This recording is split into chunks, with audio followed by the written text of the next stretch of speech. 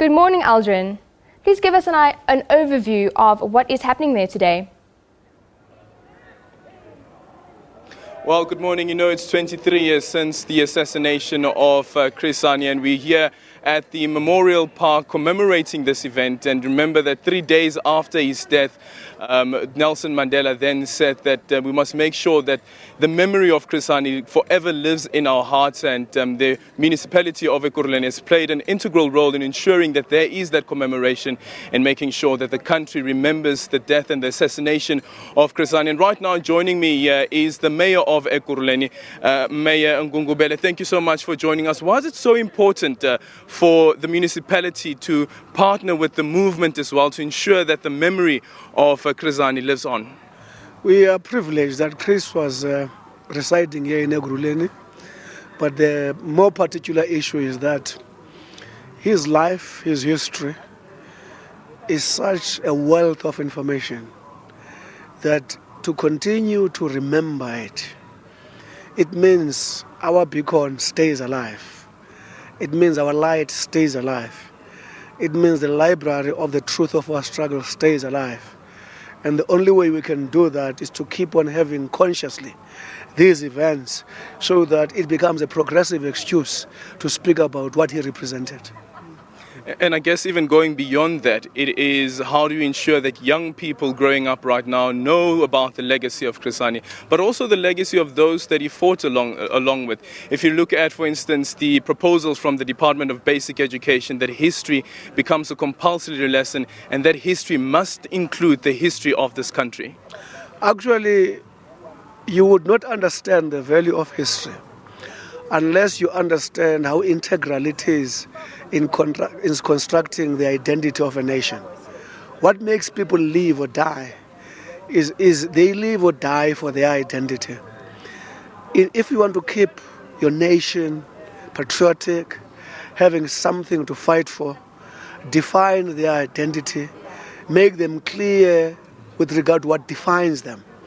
History is an essential element of that definition. If you want a country that is able to commit passionately to its self-determination, it's when it knows what defines it, and that's identity. And the critical foundation of that is history, is the total life of that country recorded about the past, the current, and those who are born, they are born into understanding the country they are born in, what is it about, and what defines. That's an identity. Usually it's my view that countries that have not actually taken care of this, the countries that are so easily compromised, easily controlled by other countries, they easily take mandates from other countries because they have got no country to defend, because they are not conscious of any identity to actually look up to. History, therefore, is so critical for that purpose. And this 23rd commemoration also happens in a year where we've seen racial tensions emerging yet again, especially on social media. And we saw as well the commemoration around Human Rights Day being themed around racialism and consciousness around racism as well. I think what we must accept, the pain of our history, especially after freedom, made us to focus somewhere else. We have left the centrality of nation building as a by the way, as theory, as something we articulate every time we feel like. Remember, our forebears founded this nation on a mission of non-racialism, of non-sexism, of unity, of democracy. Those are key foundations. If they are not concrete and strong, we cannot guarantee the existence of a sustainable nation. And I think it's my view that to a greater degree, we've lost the focus. We no longer prioritize the issue of nation building. As a result, we talk about what affects us as groupings, his material, my material, his historic benefit as an individual or as a group, not the kind of a nation that we want to build. As a result, when we disagree, we don't disagree on what are we doing to end racism. We don't agree or disagree on what is happening to democracy or what is happening to unification of the country. We agree or disagree on access to material resources, and the cause in the process disappears. And immediately you must remember, if we are from that pain where we are coming from, that pain defined us as blacks, whites, Indians, Zulus, Xhosas. If the mission is out of the center stage, what comes in is our material interests as groups and races. Naturally, what you see now is what's going to happen. We'll start fighting one another as groups and races because we lack the historic reference cause for which our forebears died. And finally, Mayor, just before I let you go, today the final voter registration drive, just a message quickly to eligible voters to go out and vote, and why is it so important, or rather to go out and register, and why is it so important to make sure that their voices are heard? I want to say democracy to me is not even just a game of numbers. I usually put my own definition. It's a mechanism for coherent, harmonious, prosperous society. Because numbers alone would not define democracy. But for democracy to be there, periodically we must vote. And I can tell you, if you want peace and you want a coherent society, you must know that vote is key, not only for yourself today, for your children. If we continue to vote regularly, we entrench that culture for generations to come. And they must know that this is the only key lever for sustenance of South Africa. And we've seen other countries that actually undermine this process of voting. Where they are, it's mayhem, killing one another, because it becomes survival of the fittest. The stronger is the small.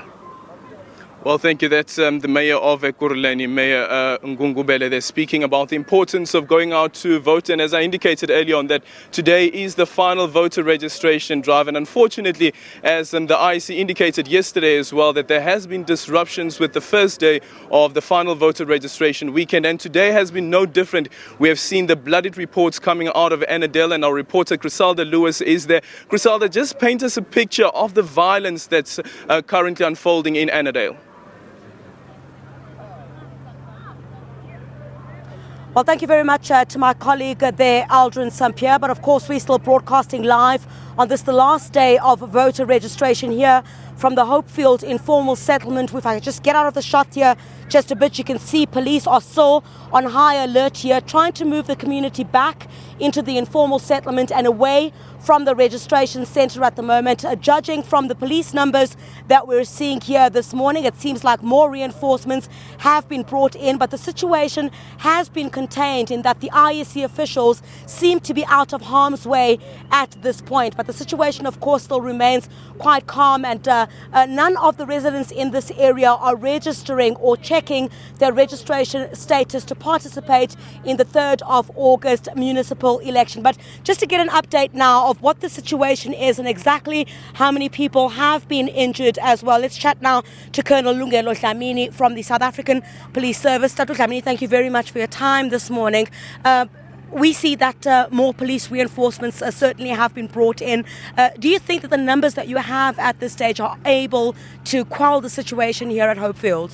We have got enough members to prevent any intimidation. Any person who wants to come and register, he can come or she can come and register. We'll make sure that nobody's being intimidated. Right. Colonel Dlamini, I think we've seen quite a number of people as well in the scuffles between the police and the community, that some people had been injured. Do you have an exact number of how many people have been injured in this instance? At this stage, I know about 3 people who were slightly injured. They were injured while the police were firing stun grenades. Some of these injuries are due to the people that were fleeing. One of the victims was shot by the rubber bullet. At this point, are the IEC officials in harm's way? They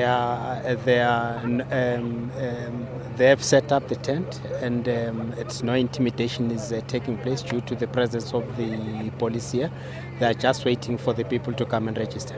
All right, Colonel Lungelo Dlamini, thank you very much for your time. Certainly we'll hear from Colonel Lungelo Dlamini a bit later on if there are any more developments in this case at the moment. But the community very much pushed back, as you can see, this nyala preventing the community from coming towards the registration centre. But one of the concerns, though, is that while they're moved from this area where we're broadcasting at the moment, they're continuing to burn tyres in different parts of the informal settlement. So it's quite difficult for police to manage the situation as it spreads between this area. So we're going to continue to monitor the situation here. Let's cross now to my colleague Zimkhita Mangunana, who is in Mthatha, for her to give us an update of what the latest is there.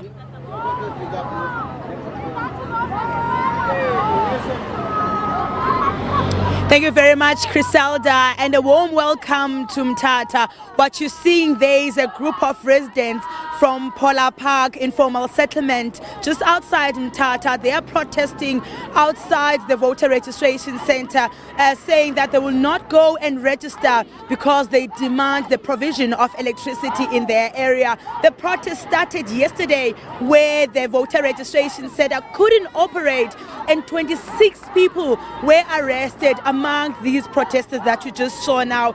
A lot of incidents are taking place in various parts of the Eastern Cape, especially the former Transkei area. But let's just speak to one of the protesters here just to tell us why they are conducting this protest. I know you started your protest yesterday and the voter registration center is open today. However, you are adamant that you want it closed. Why?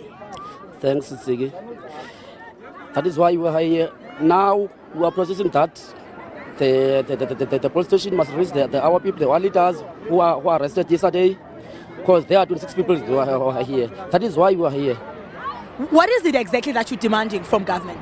The residents, they are demanding the electricity in Phola Park. That is why the crowd, they are here. They want electricity, only internal electricity. Thanks. I understand that you have other services. Is that not enough to allow you guys to go and register so that you can vote, to give yourselves a chance to get that electricity? They say that must close the voting station so that municipality, they take the action. Thank you very much for your time. Well, like I said, many incidents are taking place. Yesterday, we're at Mkhanduli, where 4 voter registration centers have been closed in various areas of that area. The protest is continuing today. We're just going to speak to Mzukisi Fatyela, who's the police spokesperson, who's going to take us through some of the affected areas in this part of the area. Mr. Fatyela, good morning and welcome to the program. Just tell us, I know in Mkhanduli it was closed yesterday. What is the situation today? In all places where there are this violence, we have sent a lot of police to monitor the situation. For instance, now the people from Phola Park, they are complaining about service delivery. But yesterday there was a public violence where 26 people were arrested. But now they are here at Mthatha wanting those people to be released. But the other places like Ekurhuleni, where the station were not open, 2 of them. But today, those stations are open. We have deployed a number of police to monitor the situation. So far, everything is calm. I know that even at Nobo, there are some incidents taking place there, even though voter registration centers are open. Just talk us through which areas are affected at Nobo. Yes, one area at Ngcebe Junior Secondary School, where there is a voter registration place center. And that place was not open either. But yesterday, after they talked with the police and after the police were there at the scene, the station was open, and even today it is working perfectly. At Mahlungulu in Mkhanduli, police failed to negotiate with the residents to try and get them to allow IEC officials to open the voter registration center. What is the situation today? Is it still closed, and are your police officers there? We deployed a lot of members there to monitor the situation. So far, the report that we are getting now, that station is open. But we are still checking other places where there were situations like this yesterday. But today, those places are open. Thank you very much for your time. That is police spokesperson Mzuki Sifakela. Various police officers are deployed in areas that are affected by service delivery protests and preventing people from going to cast their ballots. Yesterday, there were long queues at Home Affairs offices, people trying to get temporary ID documents and some collecting their ID books to ensure that they're able to go and register, to give themselves a chance to go and register in August. Well, that is the situation here. We're waiting outside a central police station as these crowds here are waiting for 26 members who participated in that protest were arrested yesterday. Well, that's all we have time for now. It's back to you in Johannesburg.